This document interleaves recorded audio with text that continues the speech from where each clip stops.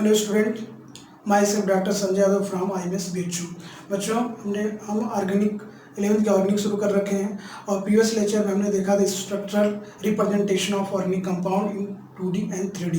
और आगे बच्चों हम ये देखते हैं किस तरीके से ऑर्गेनिक कंपाउंड को क्लासीफाई किया गया है, क्योंकि नंबर ऑफ ऑर्गेनिक कंपाउंड्स पाए जाते हैं जिनके स्ट्रक्चर अलग अलग होते हैं।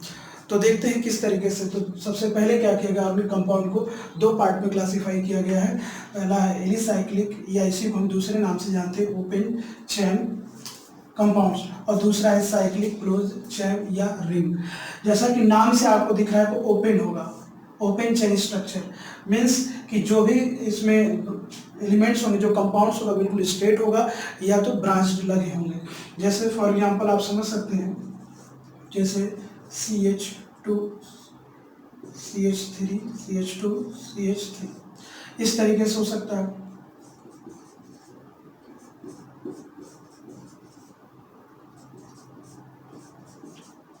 ये हो सकता है मीन्स अगर आप किसी भी कार्बन से स्टार्ट करें तो वापस आप उसी कार्बन पे नहीं आ रहे हैं।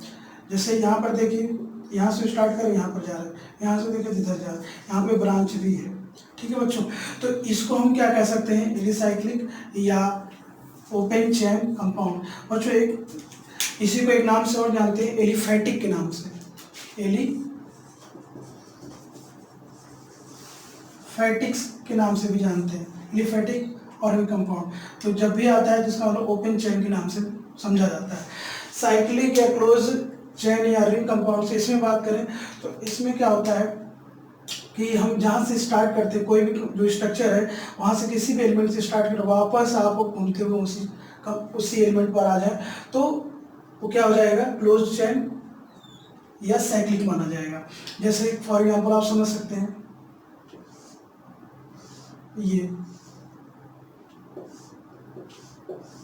ये कंपाउंड, अब मैं इसको ऐसे दिखा रहा हूँ। इससे पहले ये बॉन्ड लाइन स्ट्रक्चर है। अब इससे पहले यही देखा था कि किस तरीके से ऑर्गेनिक कंपाउंड रिप्रेजेंट करते हैं। तो ये क्या है, साइक्लोप्रोपेन है और ये साइक्लोब्यूटेन है। ठीक है, इसमें अगर आप देखें तो जैसे इस कार्बन से स्टार्ट कर रहे हैं तो इस कार्बन से यहाँ पे चलिए, फिर वापस इस कार्बन से, फिर इस कार्बन से, फिर वापस आप, अगर आप यहाँ से यहाँ वापस उसी कार्बन पहुँच जाते हैं तो इस तरीके का स्ट्रक्चर कोई दिखे तो वो क्या होगा, और रिंग या क्लोज चेन बनाता है। अब इसमें एक चीज़ ये भी हो सकती है, अब इसको किस दो पार्ट में फिर क्लासिफाई कर दिया गया कि होमोसाइक्लिक और हेट्रोसाइक्लिक।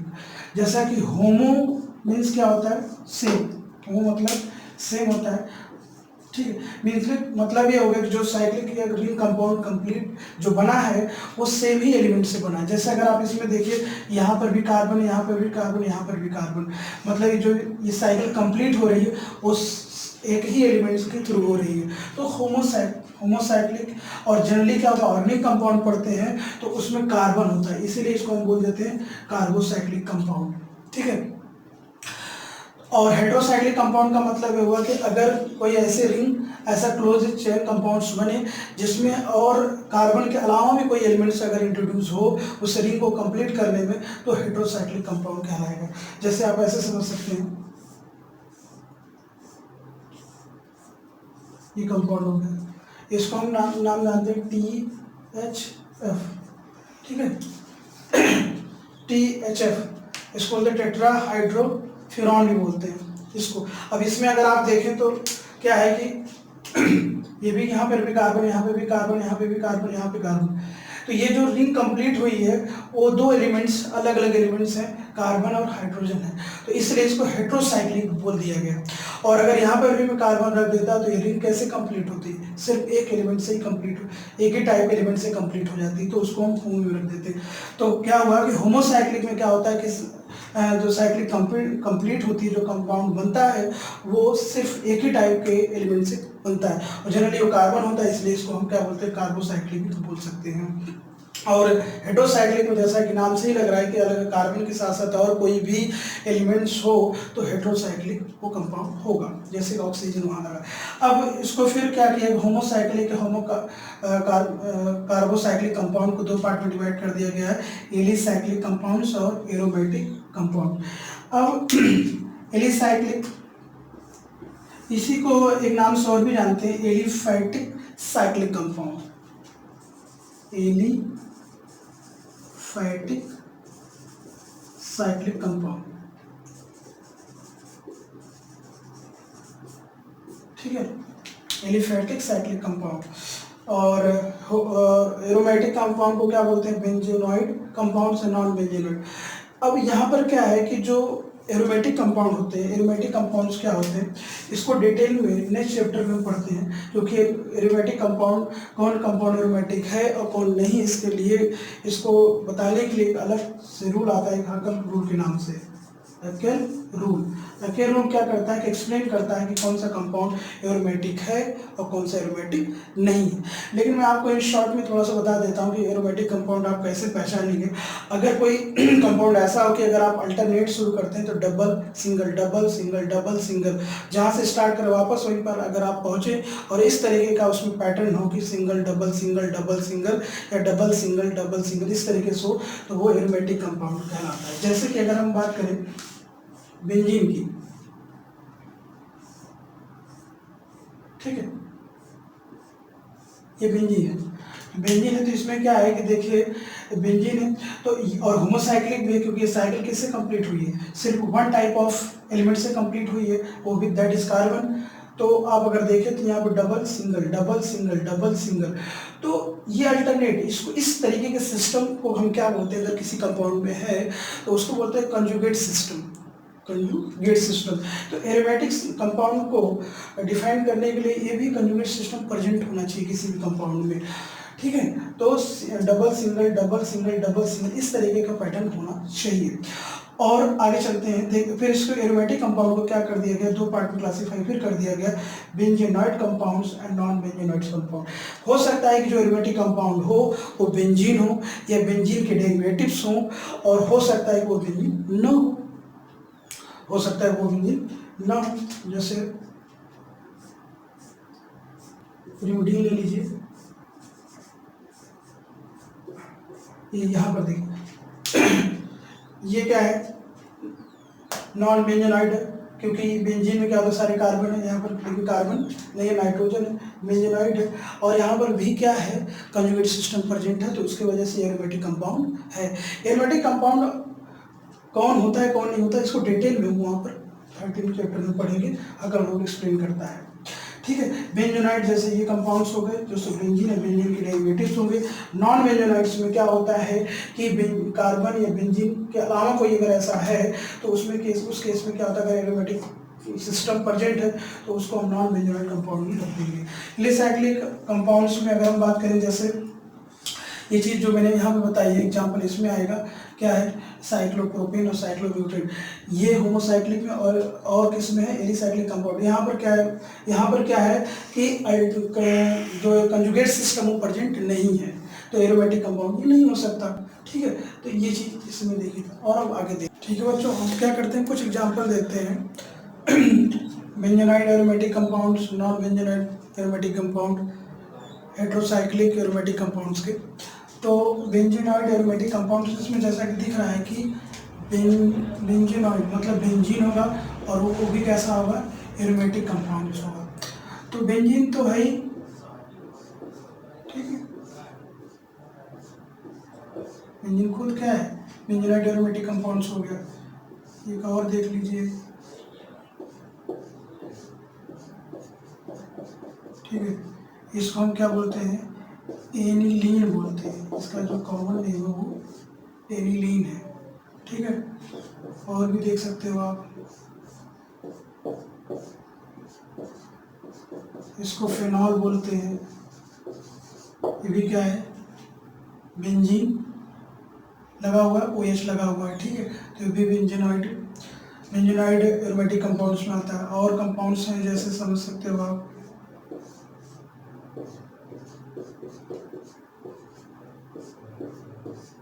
ठीक है, ये होता है इनिसॉल, ठीक है। ये आपको नाम जरूर याद रखना क्योंकि कई सारी बात रिएक्शन में पूछा जाता है, एनिलीन कह देगा, फिनॉल कह देगा, तो आपको फिनॉल्स की स्ट्रक्चर्स याद होनी चाहिए, ठीक है। एनिसॉल हो गया, तो इस तरीके से बहुत सारी रिएक्शंस हैं। और देख सकते हो, एक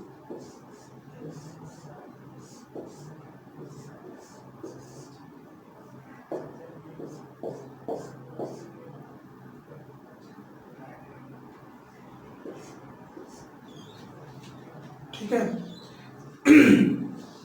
तो ये क्या है, नेप्थिलीन है,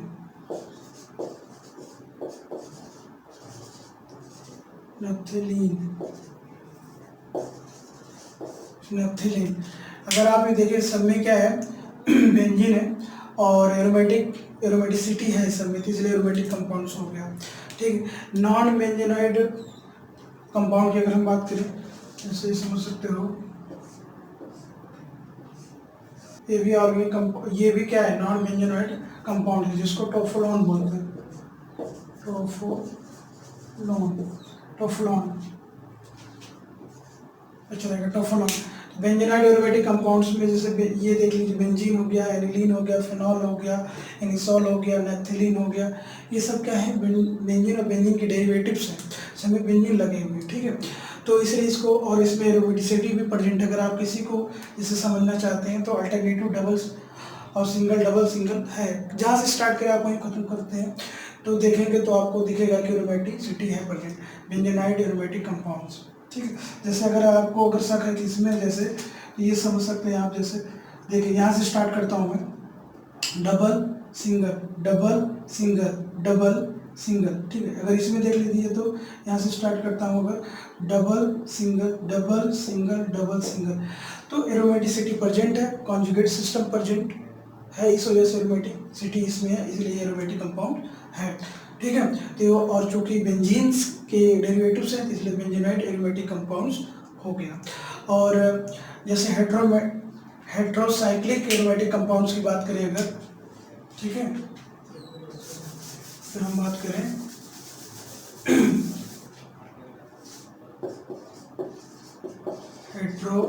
हेट्रोसाइक्लिक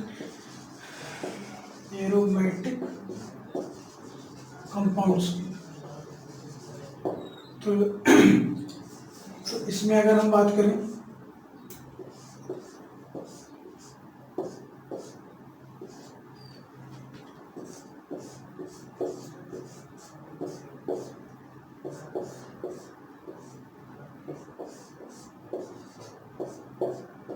ठीक है, ये हेट्रोसाइक्लिक क्यों है, ये बात समझ में आ रही होगी, क्योंकि जो साइकिल कंप्लीट की गई है वो 2 टाइप ऑफ एलिमेंट से मिलकर बना है। मतलब कि जैसे अगर इसकी हम बात करें तो यहाँ पे कार्बन है और क्या है, सल्फर है।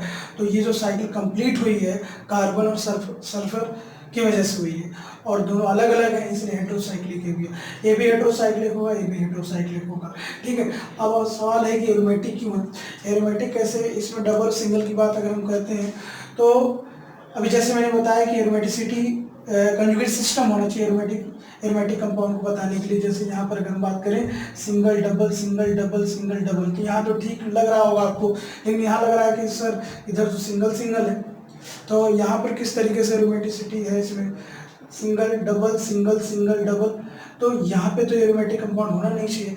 लेकिन एक चीज़ और आप याद रखिएगा कि क्या होता है एरोमेटिक कंपाउंड के बताने के लिए, तो जहाँ कंजुगेट सिस्टम कैसे होता है कि double bond single bond, double bond single bond, इस तरीके से हो सकता है। ये ऐसे हो सकता है सिंगल डबल, ये हो सकता है लोन पेयर से स्टार्ट कर सकते हो आप, लोन पेयर सिंगल डबल, इस तरीके से हो सकता है, लोन पेयर से स्टार्ट किया जा सकता है, समझ रहे हैं क्या। इसी तरीके से नेगेटिव चार्ज से भी स्टार्ट किया जा सकता है, नेगेटिव चार्ज अगर किसी नेगेटिव, उसके बाद क्या होगा सिंगल डबल, इस तरीके से हो सकता है। ठीक है, नेगेटिव चार्ज हो गया, सिंगल डबल, ठीक है, ये सब क्या बताता है, कंजुगेट सिस्टम, और कंजुगेट जब तक सिस्टम प्रेजेंट होगा नहीं तब तक ऑर्गेनिक कंपाउंड, जब तक वो कंपाउंड क्या होगा, एरोमेटिक नहीं होगा। तो जैसे अगर हम इसकी बात करें, जैसे इसकी बात कर लेते हैं, तो यहाँ पर देखिए कि डबल सिंगल डबल, यहाँ पर लोन पेयर, नाइट्रोजन के पास एक लोन पेयर होता है, तो लोन पेयर था, लेकिन ये लोन पेयर कैसा है, लोकलाइज्ड है, मतलब फिक्स है, वो इसका लोन पेयर जो इन्वॉल्व नहीं है, इस एरोमेटिक कंजुगेशन सिस्टम इन्वॉल्व नहीं है।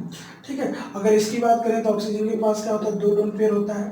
ठीक है, तो डबल सिंगल, ये लोन पेयर जैसे मैंने यहाँ बताया, तो एक लोन पेयर से स्टार्ट करो, loan pair single double single, ठीक है। तो इसमें अगर आप देखेंगे तो दो लोन पेयर है, तो एक लोन पेयर क्या होगा, लोकलाइज्ड होगा और एक डीलोकलाइज्ड होगा। डीलोकलाइज्ड का कहने का मतलब कि क्या है कि जो लोन पेयर है वो बॉन्ड फॉर्मेशन में इन्वॉल्व हो रहा है, और एक क्या होगा, फिक्स रहेगा। इसमें बात करें तो चूंकि सल्फर भी ऑक्सीजन के ही फैमिली में आता है, तो इस तरीके से इसमें अगर देखें तो इसमें भी क्या होता है कि लोन पेयर्स के पास lone pair single double single double single lone pair, इस तरीके से ये भी क्या होगा, एरोमेटिक कंपाउंड होगा। तो क्लियर हो गया, ये सब क्या होगा, एरोमेटिक कंपाउंड। और हेटेरोसाइक्लिक का नाम क्या होता है वो जान लीजिए कि इसको बोलते हैं थायोफीन। थायोफीन, थायोफीन जब भी क्या होता है सल्फर बीच में आए, सल्फर कोई कंपाउंड हो बीच में अगर सल्फर आता है तो थायो वर्ड यूज किया जाता है, ठीक है। और अगर हम इसकी बात करें तो ये क्या होता है, फ्यूरॉन होता है, फ्यूरॉन है, और एक पाइरिडीन है, पाइरिडीन, ठीक है, पाइरिडीन हो गया। तो हेटेरो साइक्लिक एरोमेटिक कंपाउंड्स ही हो गए, ठीक है बच्चों। ये हमने एग्जांपल देखा, और अब थोड़ा सा क्या देखते हैं कि किस भी हम क्लासिफिकेशन ऑफ ऑर्गेनिक कंपाउंड पढ़ रहे थे, साइक्लिक, नॉन साइक्लिक और एरोमेटिक, नॉन एरोमेटिक, ये सब कंपाउंड देखेंगे, ठीक है।